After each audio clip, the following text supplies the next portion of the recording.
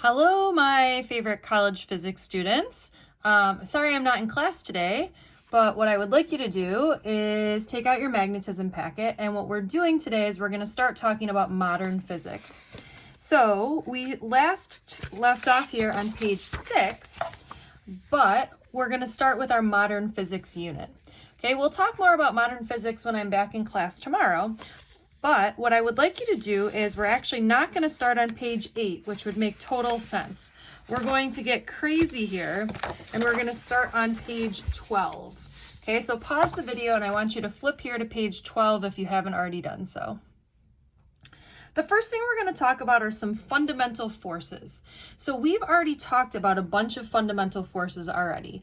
Like maybe you're thinking gravity, or tension, or friction, or the normal force. Those are some of the forces that we've already discussed. And those are all definitely fundamental forces, but we're thinking now bigger picture, okay? So of the fundamental forces that we know, there are 4 main forces. And the first one that we're familiar with is gravity, okay? So what do you know about gravity? Well, gravity acts between objects with mass. I'm going to write small here. Acts between objects with mass. Okay. And we've also been talking about electricity and magnetism for the rest of this year, okay, or certainly since the start of the new year. And one of the fundamental forces here is the electromagnetic force. Like in the last unit, we talked about FB, right? And FE. Okay, plot twist here. Those are actually the same force. It's called the electromagnetic force. And this is going to act between charged particles. Acts between charged particles. Okay, so again, gravity acts between particles with mass. The electromagnetic force acts between charged particles. Okay, now there's 2 other fundamental forces. The first one is called the strong force, and the second one is called the weak force. I know that you're probably surprised by this, but the strong force is really strong, and the weak force, you guessed it, is really weak, okay? But it also is not the weakest. The force of gravity is the weakest of all of the forces. It's even weaker than the weak force. Talk about a bad name. Okay, so what does the strong force do? This holds the nucleus together.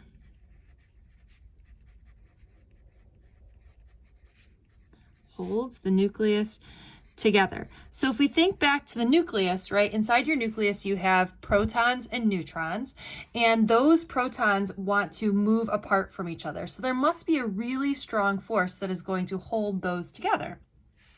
Okay? The weak force is responsible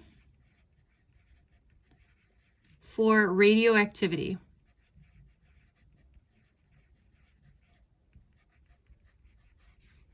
Okay? So what do you need to know? Well, you just need to know that there are 4 fundamental forces. Okay? Where do the other forces sort of fit in? Well, those are important, but we wouldn't consider them fundamental. Okay, now my boy Albert Einstein, he thought, wouldn't it be great if we could come up with one theory that created an equation or a set of rules that all of these forces work together? He wanted to call it the theory of everything. A theory of everything. And they gave it a cool nickname, the TOE. Okay? And then somebody else was like, you know what we really need? We need the grand unified theory. Cool name. The GUT. Okay? So they were saying, wouldn't it be great if we could come up with a set of rules that would govern everything in the entire universe? And we're still working on it. Maybe one of you guys will figure that out one day, and then you will tell them that I was your physics teacher, and I will be so happy. But right now, again, Albert Einstein was trying to work on this. he was working on this right up until the day that he died. And supposedly, the day that he died, he said something in German, which could have been the secret to the theory of everything. But nobody in the room understood German when he passed away. So we'll just never know. That's why we need you. Okay, last thing I want to write on this page is talking about the strength and the range. So gravity, we said, is very weak. Let's even add the word very in there. Okay, but the nice thing about gravity is that it acts over a long range. So you see I've got the strength first and then the range is here. The electromagnetic force, the nice thing about that is that it's very strong. Okay, and it is also going to act over a long range, meaning that even if things are far apart, the electromagnetic force is still going to win. Did I say win? It's still going to work. Okay, now the strong force, okay, it is also very strong, but it's going to act over a short distance. Okay, it acts inside the nucleus, and the nucleus is a very small distance. Okay, and following my pattern here, the weak force is going to be weak, and it also acts over a very short distance. Okay, again, we're talking about like inside the atom, not, as far away as planets, like the force of gravity. Okay, that is talking about the 4 fundamental forces. Hopefully someday you are going to come up with the toe or the gut. Okay, flipping to the next page. Actually, before we go there, I will, you don't have to write this down. Okay, if we think, what is the smallest thing that we know of? Okay, well, the smallest thing that maybe we know of is like an atom, okay?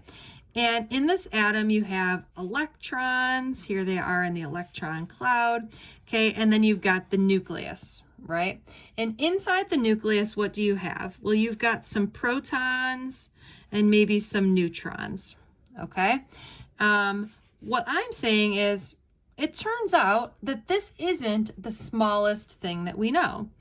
Okay, we can go in, I'm just going to make this a little bit bigger. I'm blowing up the nucleus here. So I've got some protons. Okay, you see how I had 2 protons and 2 neutrons? Okay, what I'm saying is protons and neutrons are made up of something even smaller. Okay, and these are made up of something called quarks. Okay, so quarks are made up of protons and neutrons are made up of a series of quarks. Okay, a proton is made up of 2 ups and a down. We'll talk more about this later. A neutron is also made up of 3 quarks, but a different flavor is what they're called. Okay, this is made up of 2 downs and an up. I always think about, they use the word flavor, so I always think about like an ice cream cone here, right? Okay, so an ice cream cone, it really could have like 3 different flavors on your cone, okay? So in this case, this up, up, down, this is like the special, right? And this one is called a proton, okay? Well, we can order a different type of ice cream, and this one is an up, down, down, right? That's its flavor. And we call this one a neutron, okay? Now, if you think about ice cream, there's lots of different flavors and lots of different combinations, okay? Now, is this the end? Well, this is the end of what we're sure of, but I would like to say that this, if we break this open, inside of a quark, what is there in there? Well, have you ever heard of something called string theory? The idea is that there's this string that is vibrating inside the quark, which causes them to be different flavors, right? It causes this one to be an up and this one to be a down, okay? And that's sort of the flavor. But this is, we'll talk more about this when I get back. Okay, now, if we look here, all of matter is classified into 2 sections, okay? So matter can either be classified as a hadron or a lepton, okay? A lepton, we'll start with this. I can come over here and look at my fancy lepton chart here. Here is the most famous of leptons. That's the electron. Okay, an electron has a charge of -1 e. Remember, e is our elementary charge, -1.6 e to the -19. Okay, there's some less famous leptons like the muon or the tau, and these all have the same charge, but they're sort of a different flavor. Okay, so you could be like, they all have 3 scoops of ice cream, but they're all different flavors. Okay, there's the electron neutrino, the muon neutrino, and the tau neutrino, and these all have a charge of 0. Okay, so again, these are leptons, but they all are a little bit different. Now, hadrons is where we get crazy. A hadron can either be a baryon or a meson. A baryon is something that's made up of 3 quarks, like for example, our proton or our neutron. And a meson is made up of a quark and anti-quark pair. Hold that thought for right now. Come look at our quarks. I love these quarks because they all have really cool names. So we talked about the up and the down. We talked about the charm and the strange, and also the top and the bottom. Cool names, right? Okay, each one of these has a different charge, right? So all the top ones have a charge of +2/3 e, or +2/3 times the elementary charge. All the ones on the bottom have a charge of -1/3 e, okay? And we'll talk about how they combine in just a second, okay? Again, these are the quarks. Now, it says, note, for each particle, there is a corresponding antiparticle with a charge that is opposite of its associated particle. So let's pick the charm, okay? You could have what's called an anti-charm quark. Anti-charm just means it's the same size and shape, only instead of having a charge of +2/3 e, it has a charge of -2/3 e, okay? So let's go down here. All matter is classified as either blank or blank. Okay, well, we know that all matter is either classified as hadrons or leptons. Okay, an electron is an example of what? Well, we know that an electron is a lepton, the most famous one. Hadrons are either classified as blank or blank. Well, hadrons are either classified as baryons or mesons.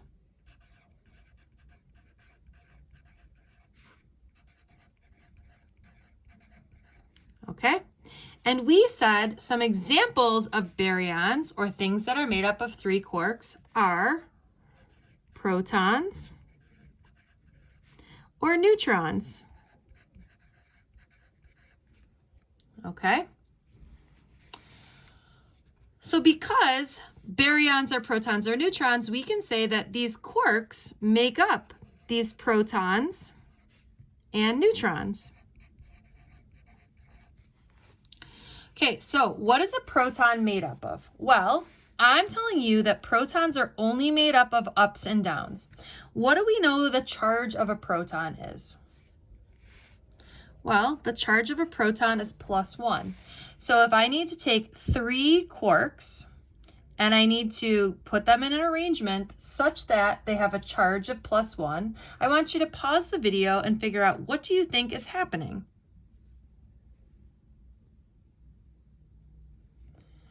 Okay, so I hope you figured out that we need an up, and a down. Okay, or how do I know that? Well, I've got 2/3 is my up, plus another 2/3 as another up, and then my down is -1/3. Okay, so let's do some math. The bottom number is 3. 2 plus 2 minus 1 gives me 3, or +1. The same is true with the neutron. Now, what is the charge on a neutron? Okay, well, the neutron has a charge of 0. So if I look at my ups and my downs, okay, what do I have here? What combination of ups and downs gives me 0? Well, hopefully you said up, down, down, right? Because an up has a charge of 2/3. A down has a charge of, not plus, minus 1/3 and minus 1/3. Okay, so 2 minus 1 gives me no thirds or a charge of 0. Okay, and then last thing here is just a reminder, antiparticles are the particles of the same mass but opposite charge. And we would write them like this. So I would have an up, and then I put a bar over this. And I just want to let you know that up, an anti-up, doesn't mean a down, even though like we think of, well, if I'm pointing up, the opposite of up is down. It doesn't work that way.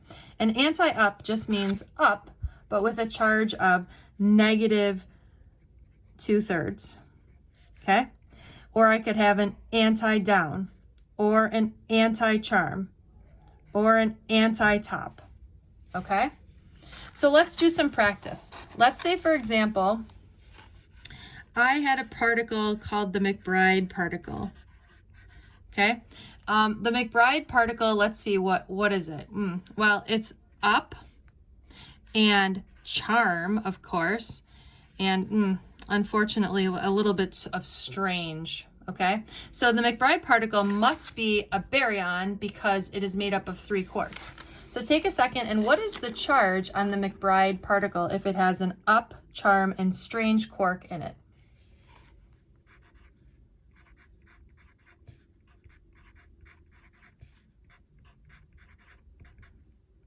Okay, did you get 3/3 or positive 1? Good. Okay, what happens if you had an Einstein particle?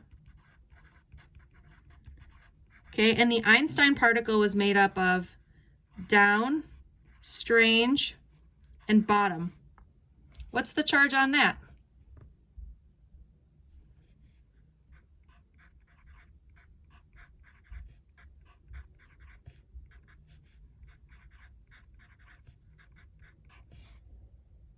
Did you get -1? All right. All particles made from subatomic particles of the Standard Model cannot have a fraction of an elementary charge. This means that all combinations of quarks and antiquarks must result in an overall charge of a whole number. Okay, so did you see that, like, really we can only get +1, -1, and 0? Okay, I want to do one more example of this for you. Let's say instead we have another particle called the Newton particle. Okay, and the Newton particle is made up of an up and an anti-down. So if the Newton particle is an up and an anti-down, what type of particle must this be? Hopefully you're saying this must be a meson. Okay, what is the charge on a Newton particle? Well, the charge on an up is 2/3. And how about the charge on an anti-down? Well, the charge on a down is -1/3. So the charge on an anti-down would be, hopefully you said, +1/3. Okay, so the charge on the Newton particle would be 3/3 or +1. All right, everybody. Thanks for watching this video. Time to test your knowledge on some quizzes. Good luck.